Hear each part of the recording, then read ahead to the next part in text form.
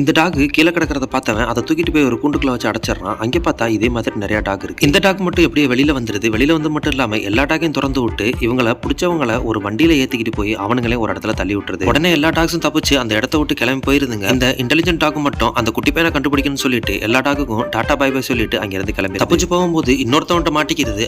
அவனோட வேன்ல 4 பேரை பிடிச்சி வச்சிருக்கதை இது கண்டுபிடிச்சிருது. உடனே அவங்க தூங்கும் போது போலீஸுக்கு கால் பண்ணி போலீஸையும் வர வச்சுட்டு அவங்களையும் அவுத்து விட்டுருது. இது தெரிஞ்சவனுங்க அவங்களை எப்படியாச்சும் பிடிக்கணும்னு சொல்லிட்டு வெளில வர்றானுங்க. அப்பதான் தெரியுது போலீஸ் ஆல்ரெடி அவங்கள சரவுண்ட் பண்ணிட்டாங்க. உடனே கோர்ட்டுக்கு கூட்டிட்டு போயிடுறாங்க. அங்கே சாட்சி சொல்றதுக்காக இந்த நாயையே கூட்டிட்டு வந்து சாட்சி சொல்ல வைக்கிறாங்க. இந்த டாகும் வந்து அவங்களை காட்டி கொடுத்துருது. ஆனா அந்த டாகும் அவனுங்க கூட இருந்தனால அதையும் பிடிச்சி ஜெயில போட்டுறாங்க. அங்கே போனதுக்கு அப்புறமும் இந்த டாக் ஒருத்தவனை கூட சேர்த்துக்கிட்டு அதோட வேலையை ஆரம்பிச்சிருது. இங்க ஒரு குழியை தோண்டி எப்படியோ வெளியில வந்துருது. வெளியே வந்தது மட்டும் இல்லாம அவனை யூஸ் பண்ணியே அப்படியே தப்பிச்சு வெளியில வந்துருது. இருந்து கிளம்பி அந்த குட்டி பையனை பார்க்க போகுது. ஆனா அவன் வேற ஒரு நாய் கூட அவன் வாக்கிங் போயிட்டு இருக்கான். அதை பார்த்தோன்னே இந்த டாக் ரொம்பவே மனசுடைஞ்சு போயிருது. இதோட பார்ட் 3 வேணும்னா கமெண்ட் பண்ணுங்க.